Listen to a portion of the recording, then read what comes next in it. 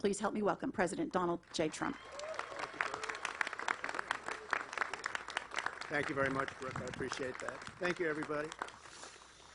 I just want to say that I stand before you this morning to announce a very important and very beautiful, I think, development for our freedom and our freedom of speech, and that goes to all Americans. Today, in conjunction with the America First Policy Institute, I'm filing as the lead class representative a major class action lawsuit against the big tech giants, including Facebook, Google, and Twitter, as well as their CEOs, Mark Zuckerberg, Sundar Pichai, and Jack Dorsey. Three real nice guys. We're asking the U.S. District Court for the Southern District of Florida to order an immediate halt to social media companies' illegal, shameful censorship of the American people, and that's exactly what they are doing. We're demanding an end to the shadow banning, a stop to the silencing, and a stop to the blacklisting, banishing, and canceling that you know so well. Our case will prove this censorship is unlawful, it's unconstitutional, and it's completely un-American. We all know that. We all know that very, very well. Our filing also seeks injunctive relief to allow prompt restitution and really restoration, and you can name about 20 other things, and it has to be prompt because it's destroying our country. Of my accounts, in addition, we are asking the court to impose punitive damages on these social media giants. We're going to hold big tech very accountable. This is the first of numerous other lawsuits, I assume, that would follow, but this is the lead, and I think it's going to be a very, very important game changer for our country. It will be a pivotal battle in the defense of the First Amendment, and in the end, I am confident that we will achieve a historic victory for American freedom and, at the same time, freedom of speech. So I want to thank all of the exceptional legal team behind this effort, in particular John Cole. We have a lot of the tobacco lawyers. You know, I said, who are the best lawyers? Well, the tobacco lawyers seem to do a very good job, so I figured let's see if they want to do it, and they really wanted to do it. We have great, great talent. I also want to thank Brooke Rollins, just an outstanding person and friend. She's carrying it out to a level that nobody saw, and she's done it very quickly, together with Linda McMahon, a tremendously successful woman who did an incredible job in the administration, one of the best, and everyone at the America First Policy Institute for their support of this vital initiative. From the very beginning of our nation, freedom of speech has always been understood as a bedrock of our liberty and our strength. In America, we recognize that the freedom to speak our minds and express the truth that is our heart, really, that's really a big chunk of our heart. It is our heart. It is not granted to us by government. It's given to us by God, and no one should have the power to take that right away.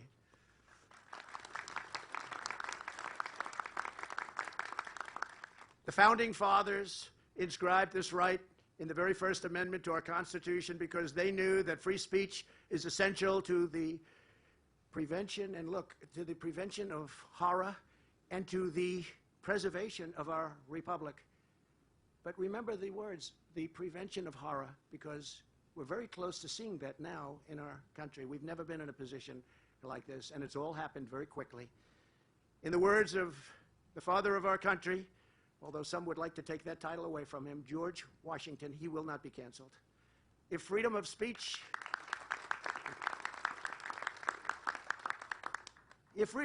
may be taken away, then dumb and silent, we may be led like sheep to the slaughter. Pretty well-known phrase, and so true. Unfortunately, today, this fundamental American right on liberty is under incredible threat and attack by a lot of different sides. But we are the majority side by a lot. I believe we are the majority side by far more than anybody would understand.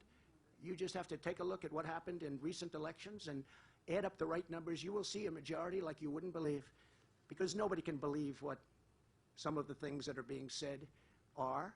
Nobody believes that. Social media has given extraordinary power to a group of big tech giants that are working with government, the mainstream media, and a large segment of a political party to silence and suppress the views of the American people. And they've been very, very successful at that. not in all cases, but in many cases, totally successful. While the social media companies are officially private entities, in recent years they have ceased to be private with the enactment and their historical use of Section 230, which profoundly protects them from liability. Once they got Section 230, they're not private companies anymore in a lot of views. No other companies in our country, and even in our country's history, have had protection like this. It's, in effect, a massive government subsidy. These companies have been co-opted, coerced, and weaponized by government and by government actors to become the enforcers of illegal, unconstitutional censorship. And that's what it is at the highest level, censorship, and so many other things that perhaps are even worse. And you'll be seeing that in this lawsuit as it wells its way through the courts. We have all seen Democrats in Congress haul the CEOs of these companies before their committees, an attempt to threaten them, bully them, and intimidate them like nobody has been intimidated. But they made a deal. They all get along very nicely now. Thank you very much. Congress has repeatedly told big tech that if they do not silence Democrats' political opponents, ban prominent conservative voices, I wonder who that would be, and restrict what the left ominously labels as disinformation, and they are the greatest disinformation group of people ever in the world.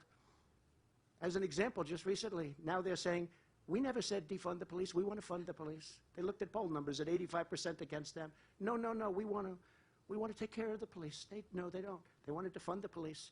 And they'll say it thousands and thousands and thousands of times, and by the end of 12 months, you'll all be saying, oh, they love the police. They don't love the police. They actually hate the police for whatever reason, and it's just a terrible thing. And so many other things. They're changing their views on so many other things, and they just say the opposite. They don't even go to anything. They just all in unison. A lot of the people sitting right before me understand exactly what I'm saying.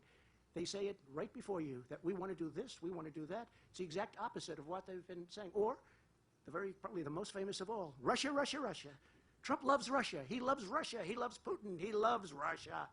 And that went on for 2 years, and some people believed it. But we are going to look so closely, and we're going to make sure that the liability protections that they have under Section 230 is, at a very minimum, changed, and maybe at a maximum, taken away. The Supreme Court has made it exceedingly clear that Congress is not allowed to coerce private entities into doing what Congress does, and they're not allowed to do it. The lawful authority is just not there. They can't do it. They bully and they coerce. Yet that's exactly what's taking place every single day. It's a flagrant violation of the Constitution going on before our very eyes. And I hate to say this, but they do it with the Supreme Court, too. They play the refs. They play the refs. They talk about all sorts of things they're going to do to Supreme Court justices. We're going to impeach him. We're going to impeach him. We're going to impeach him. And then, lo and behold, all of a sudden, different decisions come out. Or we're going to enlarge that court to a level that nobody can believe. We are going to take that court and we're going to enlarge it. We're going to have 16. We're going to have 20. I saw one the other day. We're going to have 24 justices. And I guess things happen because all of a sudden decisions come out. They play the ref. They play the ref better than Bobby Knight has ever played the ref. And we can't let that happen, and hopefully our Supreme Court justices and other judges and justices, they stand up for our values, and they don't let that happen. In addition, in recent years, we have also seen increasing coordination between big tech giants and government agencies such as the Centers for Disease Control, where so much was wrong. So many things could have been different, but big tech happened to choose the wrong side, and they banned the right side. For example, YouTube's policy explicitly forbids contradicting, quote, health authorities. You know the health authorities. Fortunately, I overrode the health authorities quite a bit. There was a lot of good decisions made. If I didn't, we would have been in much bigger trouble, like you see other countries right now are still in very, very big trouble. Through such coordination, the federal government has essentially deputized social media platforms to become the de facto censorship arm of the U.S. government, which is exactly what's happened. This was especially clear during the pandemic when social media giants began censoring information according to guidance by the CDC, which, as we now know, was very often incorrect or wrong. This censorship is yet another blatant violation of the Constitution. There's so many violations of our Constitution, and you'll see that in the suit, which will also be added to, because other things are happening on a daily basis that will be added as we go along. Consider just some of the information that has been censored in America over the past year. Until recently, Facebook had a policy to eliminate all posts sharing evidence that the horrible virus emerged from China. They said it didn't emerge from the Chinese lab, Wuhan. Remember I said Wuhan, and it was like a bomb went up. Wuhan. Came from the Wuhan lab. Of course, there were body bags all outside the lab. Nobody ever mentions that. I wonder why. They said it came 1,000 miles away from a bat, or it came from another country. They tried to blame Italy. They tried to blame us. But they gave that one up. That was also misinformation. But then it was finally revealed that this was most likely the truth, that it came from the lab. And it was a small little story.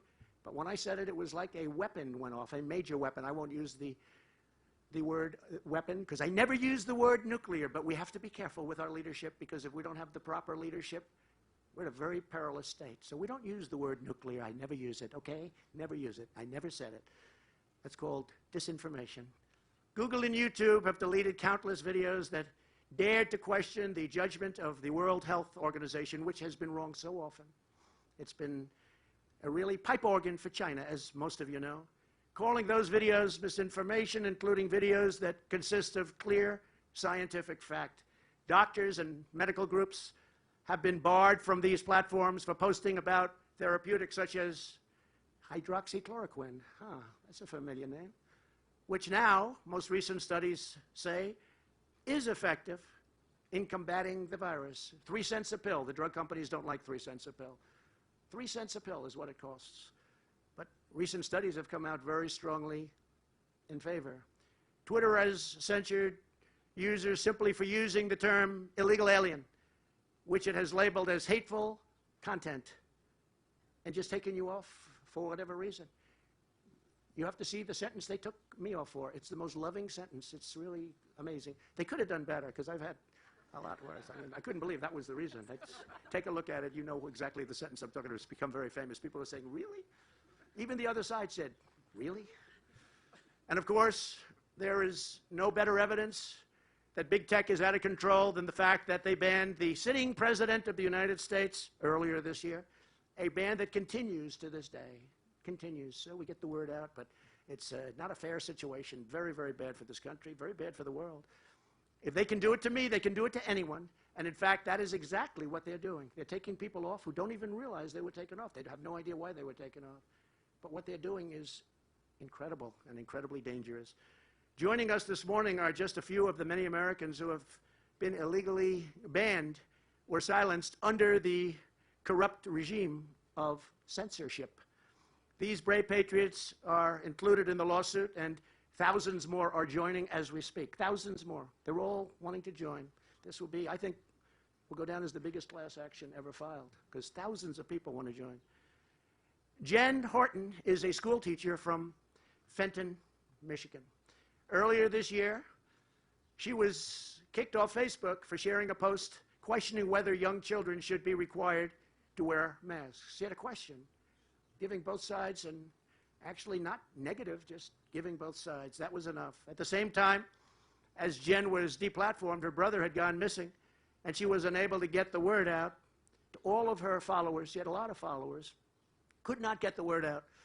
And Jen, I want to thank you very much for being here and stepping forward. Takes a lot of courage. Would you like to come up and say something, Jen?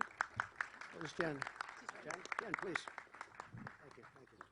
I just appreciate the opportunity to be here with all of these amazing patriots, and I thank you, President Trump, for everything you're doing for us. Thank you, Jen, very much. I appreciate it. Thank you, Jen.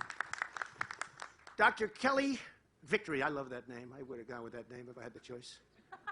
Is a board-certified trauma and emergency specialist from Colorado, great person, who was asked by the pastor of a church to prepare a video about how to mitigate risks of the China virus to allow church services to safely resume. Just a question. Could you give us some information? The video was outrageously removed from Facebook, Twitter, and YouTube. with horrible statements being made by them. Kelly, thank you for your bravery. Please say a few words. Thank you. Facebook delayed the flight. The flight's delayed by 4 hours. I wonder.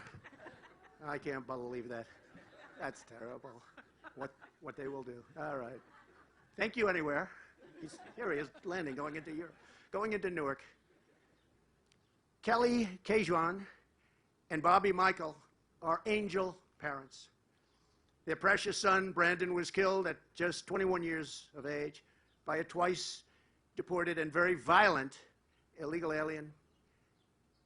He caused a very fatal collision. Something should have never happened. Since then, they have heroically launched their own deeply personal fight to draw attention to the dangers of illegal immigration. They helped push through Florida's ban on deadly sanctuary cities, and they are indeed deadly. And they continue to be strong advocates for border security and immigration enforcement. But they have been cruelly and unfairly banned from Twitter. Would you like to say a few words? Where are you? Would you please? Thank you, Mr. President. The fight for censorship must continue. We are in this. We will not allow our nation to be silenced. We stand together, and we thank you, Mr. President. I see somebody running for office very soon. That was great. Well, I want to thank you very much. It's really terrific. So we're in a fight. We're in a fight that we're going to win. We're in a fight that people want us to take on. So many people have said to me, please, sir, do something about big tech. Sue them, sir, sue them. And they've been saying it to me for a long time, but there has never been a better time to do it. Polling released by Scott Rasmussen, highly respected, shows that nearly 2/3 of Americans believe big tech companies should be required to abide by the First Amendment guarantee of free speech. And I think those numbers are low, very low. 68% of Americans believe social media companies should prioritize their fair treatment of every citizen over protecting themselves. They want people protected. They want people to have their voice. And an overwhelming majority believe that tech giants have become too powerful. They've crossed the line many, many times, and by far too much. The American people's birthright of freedom must prevail against big tech and other forces that seek to destroy it. Through this lawsuit, we are standing up for American democracy by standing up for free speech rights of every American, Democrat, Republican, independent, whoever it may be. This lawsuit is just the beginning. It's a very big suit with great lawyers. I'll let you know about that in about a year from now. Maybe I'll change my mind, but I don't think so. They've had a tremendous track record in doing good. We'll also take this battle to the state legislatures, to Congress, and ultimately to the ballot box, and it will be a very popular one at the ballot box. I will never stop fighting to defend constitutional rights and sacred liberties of the American people. I will never stop. I will now ask John Cole and Pam Bondi, two terrific people that love our country so much, to step forward and discuss the suit.